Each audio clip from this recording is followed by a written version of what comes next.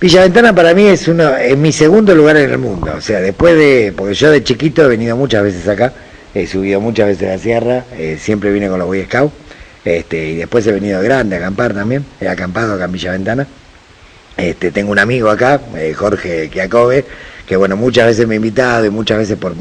siempre estoy en actividades, generalmente no me tomo vacaciones, bueno, me ha invitado y vine un fin de semana y me había contado él lo que habían hecho los muchachos, los bomberos, y yo quería venir a transmitirles esto y a conocerlos, también venir a verlos Jorge y venir a encontrarme con este lugar. Digo el segundo lugar en el mundo porque mi primer lugar en el mundo es el Uritorco. Del Uritorco es el lugar que yo siempre voy, también desde chiquito, que quiero mucho. El tercero es Tandil, son los tres lugares que yo más quiero, digamos, de la Argentina. Así que bueno, muy halagado de estar acá, invitado por estos compañeros que realmente han demostrado una hombría y han demostrado una valentía, un coraje, y una abnegación, que son cosas que hay que difundir, ¿no? Que hay que difundir y que hay que enseñarle a los pibes, y a las generaciones que vienen. Hace varios años que nos conocimos luchando por causas comunes, ¿no? Yo presido una organización, la Alameda, que pelea en todo el país contra un flagelo muy grave que ocurre en el país y en el mundo, que es la trata de personas, el trabajo esclavo, el trabajo infantil, el narcotráfico, el tráfico de órganos, el tráfico de bebés, todo lo que tiene que ver con las mafias, ¿no? Y en los últimos años también se han incorporado los temas ambientales, los temas que tienen que ver con el cuidado del medio ambiente, contra la deforestación, el fracking, los agrotóxicos, el envenenamiento, el manejo responsable, digamos, de los recursos naturales, que son todos de los temas que en este momento y siempre le preocuparon a Francisco cuando era Jorge Bergoglio, y ahora le preocupan como Papa. De hecho, en noviembre hicimos un coloquio en el Vaticano sobre trata y tráfico de personas, que es la primera vez en la historia que el Vaticano instala este tema a nivel global, y ahora Francisco está preparando una ecología, una homilía, una encíclica sobre la ecología centrada en el hombre, y se está nutriendo de muchas experiencias de ambientalistas y de gente que viene de alguna manera alertando sobre cómo se está destruyendo el medio ambiente. Yo le contaba justamente a los compañeros que la semana pasada le había mandado una carta a un muchacho que vive en Capilla del Monte, y que también le había hablado del incendio que hubo allá, del poco cuidado que había de la tierra, del tema del monocultivo, algunas áreas de deforestación, y Francisco recibió muy emocionado esas palabras, inclusive dijo que iba a tomar esa carta como iba a nutrirse de esa carta como parte de la homilía que está preparando, ¿no? Y bueno, él siempre me da rosario, me da estampitas que están bendecidas por él para que se las entreguemos a las personas que hacen el bien, ¿no? Y para que promueven valores de alguna manera. Básicamente, más que el bien, que además de hacer el bien, están promoviendo valores. Yo creo que los muchachos acá, la verdad que arriesgando su vida en pleno año nuevo y de manera absolutamente voluntaria, y poniendo corazón, han protegido a las personas y han protegido el lugar, y esto no es poco, ¿no? Vos has conocido a Bergoglio y hoy conocés al Papa Francisco, al sumo pontífice, que parece haber dado un giro trascendente en la historia de la Iglesia a nivel mundial. Sí, en realidad Francisco está haciendo lo mismo que hacía en Buenos Aires. En Buenos Aires se vivía en un cuartito muy, muy sencillo, había rechazado vivir en la mansión en la que vivían los arzobispos, viajaba en colectivo, estaba siempre con los más necesitados, recorría las villas, se involucraba junto con nosotros en temas de trabajo esclavo, trabajo infantil, denunciaba las atrocidades que ocurrían, siempre tenía una relación de par, de hermano con los otros, y no tenía código de omertá, eso es importante. O sea, él reconocía que había mafia afuera, pero también reconocía que había mafia puertas adentro, una cosa rara, digamos, no común de encontrar en la cabeza de una institución, digamos, donde en general siempre está el código de corporación, el código de omertá. Por eso nosotros teníamos la sospecha fuerte, porque en el 2005 había estado cerca de haber sido consagrado Papa, de que después de la renuncia de Benedicto era altamente probable la posibilidad de que él fuera designado, porque la crisis de la Iglesia era muy grande. La Iglesia había perdido un poco el rumbo de estar junto a los más pobres, de estar en los temas más importantes, estaba salpicada por hechos de corrupción en el Banco Ambrosiano, donde había lavado de activos el narcotráfico, muchos hechos de pedofilia en muchas congregaciones. Y bueno, y Francisco vino, era de alguna manera, creo que el único cardenal capaz de alguna manera de dar un giro, porque era un giro que lo daba no solamente de pico, sino de lomo, o sea, con el propio testimonio, con el propio ejemplo, él iba a demostrar que era posible volver a ubicar a la iglesia en el justo lugar de donde nunca tendría que haber salido. Una iglesia al servicio de los pobres, al servicio de la humanidad, sí, pero con énfasis en los sectores más vulnerables y también con énfasis en el cuidado de la tierra, y lejos de la tiranía del dinero, que es la que hoy lamentablemente domina el mundo y que Francisco está tratando de evitar. Yo creo que Francisco ha hecho grandes cosas ya ha hecho una revolución importante, ha logrado parar una guerra mundial, no es poco, una guerra que estuvo por precipitarse en Siria, que iba a tener consecuencias internacionales, ha logrado generar un sistema de diálogo más equilibrado entre las naciones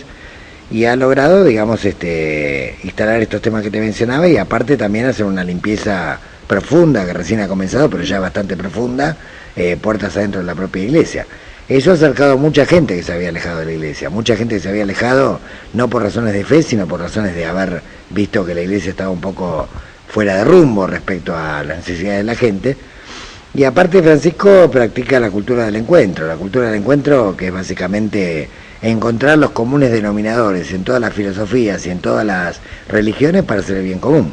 Y él prioriza a las personas que hacen el bien común, que promueven valores, que hacen con su ejemplo, con su testimonio, dejan algo sembrado en la conciencia de la humanidad, y bueno, y por eso me parece que esté Francisco en Roma es algo muy bueno para el mundo, no solo para Argentina. Y bueno, cuando vos vas al Vaticano te das cuenta el amor que le tienen los jardineros, los mozos, la monja, todo el personal que trabaja en el Vaticano de base, que son los que lo cuidan realmente, ¿no? Porque los otros, algunos lo cuidan y otros no tanto. Claro, eso es lo que te iba a preguntar justamente. Ha tocado en su accionar intereses muy profundos en el mundo, ¿no? Sí, ha tocado intereses muy profundos y sigue siendo el mismo. Él vive en un cuartito en Santa Marta muy sencillo, almuerza en el mismo comedor donde almuerzan las monjas, los curas, tiene una relación muy fraternal con todos los trabajadores, se ha animado muy valientemente a denunciar que el conflicto que se quería precipitar en Siria tenía que ver con la carrera con los negocios de las compañías de armamento de Norteamérica y el problema de déficit que tienen. Ha denunciado empresas muy importantes, digamos también, que están involucradas en el tema de saqueo y en el tema de depredación de medio ambiente. Yo creo que ha tenido actitudes muy valientes y creo que en este momento el mayor apoyo de Francisco es la cantidad enorme de fieles que van a San Pedro, que llenan la plaza, la gente que sale a las calles, digamos, está sostenido de alguna manera por el hombre de a pie, de alguna manera, ¿no? Y está sostenido en términos bastante importantes. Es una persona que yo creo que va a dejar su vida para tratar de restaurar ejemplos, valores muy básicos, como esto de que hay que dejar el mundo mejor de lo que lo encontramos, ¿no? Y lo cierto es que hoy estamos dejando un mundo a nuestros hijos, a nuestros nietos, que no está mejor de lo que nosotros lo encontramos. Y por lo tanto todos tenemos de alguna manera, más allá de la religión que tenga cada uno, o de la filosofía que profese, todos tenemos que tratar de anteponer a cualquier diferencia política o religiosa el hacer el bien común y el pensar en las futuras generaciones, en que tenemos que dejar algo mejor para nuestros hijos y para nuestros nietos, algo mejor en calidad de vida humana y algo mejor en calidad de medio ambiente también. Yo creo que acá el trabajo de los muchachos va en esta dirección y por eso es importante. ¿Es real que sale de noche un poco escapado a visitar a los pobres? No, no es real. Es real que él tiene contacto directo con los pobres, ¿sí? O sea, por ejemplo, los vagabundos que andan en los alrededores del Vaticano habitualmente van a desayunar, van a almorzar. Él cada tanto fue a Lampedusa, por ejemplo, fue a algunas cárceles donde hay gente muy pobre. No es real que sale de noche. Sí es real que él tiene un contacto muy estrecho con los pobres y aparte su servicio de inteligencia, por decirlo de algún modo, son los mozos. Él tiene una relación con los mozos y con los jardineros y con los laburantes del Vaticano muy, muy profunda. Y a través de ellos él se va enterando un montón de anécdotas domésticas de lo que está pasando. Visita frecuentemente al presidente italiano, está muy preocupado por el sur de Italia, que es el sector más pobre. Pero Jorge siempre está en contacto, por ejemplo, recibe muchas cartas de acá en Argentina y responde cartas insólitas, que en general es la gente más pobre. o se ha mandado, haya hecho llamados telefónicos, o se ha preocupado por la suerte de personas que están en el medio de un monte, o en el medio de una sierra, o en el medio de un pueblito muy perdido, y trata de establecer contacto, trata de no perder de alguna manera el contacto con la realidad. Así como ocurre con Argentina, ahora es a escala del mundo, porque obviamente es un papa que representa a una congregación de más de 1.200 millones de personas, pero está muy atento de lo que está ocurriendo en Argentina, y particularmente de lo que está ocurriendo con los sectores más vulnerables en Argentina. ¿Qué significa para vos interiormente, espiritualmente, como ser humano, esta estrecha amistad con el Sumo Pontífice? Y para nosotros significa, a ver, yo le debo a Bergoglio la vida. Yo no podría haber denunciado las mafias que denuncié en la Argentina si no hubiera tenido el respaldo de Bergoglio, claramente, yo y todos mis compañeros. Y nosotros hemos denunciado casos muy graves, de jueces de la Corte Suprema y prostíbulos que tenían, redes de narcotráfico que salpicaban fuertemente al poder, muchísimas marcas de ropa que estaban involucradas en trabajo esclavo, muchísimos casos de trata, inclusive en Santa Cruz, en provincias donde era bastante difícil hacer denuncia sin tener algún tipo de consecuencia. Hemos tenido 18 atentados que cesaron a partir del momento donde Bergoglio empezó a darnos un respaldo muy fuerte, muy directo, muy físico. Y bueno, yo creo que para las causas, digamos, estas tan graves que ocurren hoy respecto a violaciones a derechos humanos, el hecho de que Bergoglio sea Francisco significa, digamos, la posibilidad del inicio de un mundo nuevo, digamos, o la forma de mirar al mundo de manera diferente. De manera diferente, pero a su vez de manera clásica. De manera clásica de como la miraban nuestros abuelos o nuestros bisabuelos, ¿no? De alguna manera, el valor del esfuerzo, la cultura del trabajo, la cultura del encuentro, la cultura del diálogo, el tratar de alguna manera de promover el bien común, el cumplir con este instinto de la especie humana de que el lugar siempre tiene que quedar mejor de lo que uno lo encontró, y el lugar me refiero a todo, me refiero tanto al ambiente como a las relaciones, como a los valores que se promueven. Y bueno, me parece que no hay nadie mejor que Francisco para cumplir el rol que está cumpliendo hoy en Roma, ¿no? Como Papa. Obviamente le llegan permanentemente noticias de nuestro país. Sí, él está muy informado hasta los detalles más nimios que te puedas imaginar de lo que está pasando en Argentina, pero no solo de lo que está pasando en Argentina, lo que está pasando en Argentina, en China, en Rusia, en Estados Unidos. O sea, es una persona que tiene una memoria elefante. Yo cuando lo conocí en los primeros tiempos, y teníamos charlas, yo le contaba muchísimos informes y yo veía que no tomaba nota, y bueno, yo se lo dije alguna vez a él, después nos reíamos, digo, pero me dará pelota este tipo de todo lo que le estoy diciendo, porque no anota, no a ver, digo, y bueno, y después con los años él se acordaba con exactitud lo que le había comentado, inclusive, por ejemplo, tenía contacto con alguna víctima de trabajo esclavo, de trata sexual o de trabajo infantil, y con los años él se acordaba el nombre, el apellido, las circunstancias en que tiene una memoria de elefante, tiene una disciplina de jesuita, y bueno, creo que tiene valores que tienen que ver mucho con lo que fueron los jesuitas en Latinoamérica. No hay que olvidarse que los jesuitas en Latinoamérica fueron la única congregación religiosa que en medio de la conquista de América, donde hubo saqueo, donde hubo depredación, donde hubo explotación, los jesuitas fueron a contramano. Ellos armaron misiones para que la gente viviera en forma comunitaria, se repartieran los panes en partes iguales, no hubiera esclavitud, y eso le costó a los jesuitas la expulsión de Latinoamérica. Los jesuitas eran de alguna manera, fueron expulsados por el propio Papa de Latinoamérica, y hoy la paradoja que hizo que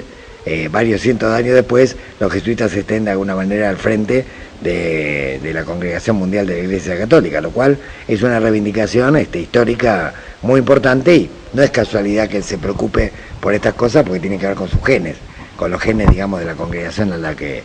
pertenece, ¿no? Tu lucha en la Argentina, porque no podemos circunscribirla a un espacio geográfico en particular, un antes y un después de Bergoglio, ¿pueden seguir trabajando? ¿Son escuchados? Éramos escuchados antes, pero estábamos complicados, y hoy estamos dando una pelea contra el narcotráfico que se está infiltrando de manera tremenda en la Argentina.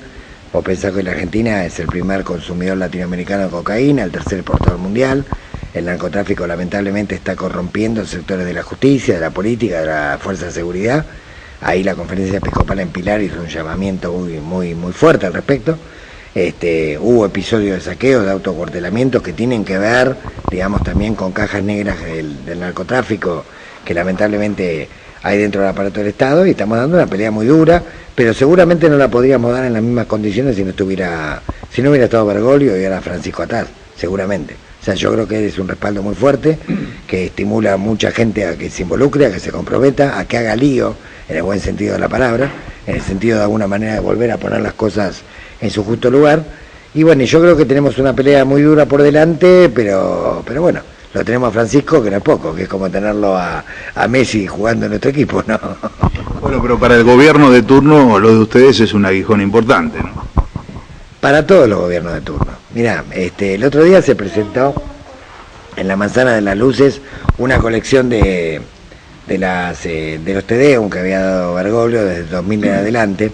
y Tucho Fernández, que es el rector de la Universidad Católica Argentina, estaba toda la clase política en ese acto de presentación de ese libro. Había gente del PRO, de UNEN, del Frente por la Victoria, de todos los partidos, sindicatos, etcétera, etcétera.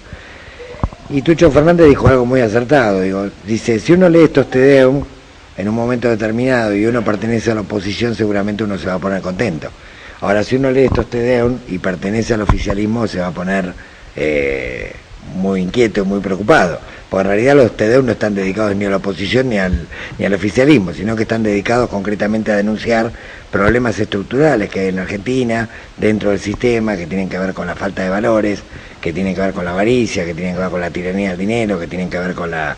corrupción, que tienen que ver con la concepción del poder como ostentación, del poder como forma de acumulación mafiosa de capital, y no el poder como servicio. Yo creo que un poco lo que Francisco está reinstalando en el mundo es el poder como servicio, y esto ya de por sí, esto solo es un hecho revolucionario. Ustedes imagínense que un tipo que dirige una congregación de 1.200 millones de personas, que vive en un cuartito común y corriente, que usa zapatos viejos, que antes de saludar al presidente de Estados Unidos saluda a todos los guardias suizos, a los mozos, y lo hace esperar a Obama, como a cualquier otro, y que de alguna manera demuestra que se puede estar en el poder sin creérsela, y que el poder no es más que un medio para servir y para hacer el bien. Comparémoslo ahora con cualquier concejal que es electo en cualquier pueblito de la Argentina, que a los 3 días deja de saludar a su familia, ya no saluda ni a los vecinos y anda en un auto 0 kilómetros. Me parece que bueno, que Francisco está dándole un cachetazo al sistema de poder que se ha estructurado en estas últimas décadas en el mundo, y está tratando de volver a colocar las cosas en su justo lugar, ¿sí? Y es un personaje que va a tener un brillo y una perspectiva histórica infinitamente mayor a otros líderes mundiales que han sido muy importantes, como Mandela u otros, digamos, pero una persona, digamos, que sintetiza los valores, digamos, que todo hombre de bien, toda mujer de bien anhela, y que sintetiza lo que la ciudadanía mundial reclama. O sea, el poder tiene que ser una obligación, tiene que ser un acto de servicio, y no puede ser nunca un acto de ostentación, un acto de convertirse en una casta aristocrática por encima de los demás. Y esto molesta, y molesta mucho, no solamente en la clase política, molesta también en el clero, en algunos sectores del clero que se habían acostumbrado a vivir de una manera que no tenía nada que ver con la religión que predicaban. Ustedes saben que hay un obispo en Europa que se construyó una mansión con 34 millones de euros. Bueno, obviamente Francisco lo mandó a pasear, digamos, y así muchos casos más, digamos, ¿no?, de casos de corrupción donde él está empezando a tomar medidas ejemplares, donde él está diciendo, bueno, hay que predicar con el ejemplo, el poder es un acto de servicio, no puede haber código de Marta en esto, los valores son comunes para todos, la justicia es igual para todos, y bueno, yo creo que él valora mucho los pequeños actos que la gente hace, digamos, y que pueden servir, digamos, para promover valores, para hacer este cambio cultural que la humanidad necesita para volver a reencontrarse consigo misma, lejos de la tiranía del dinero, ¿no?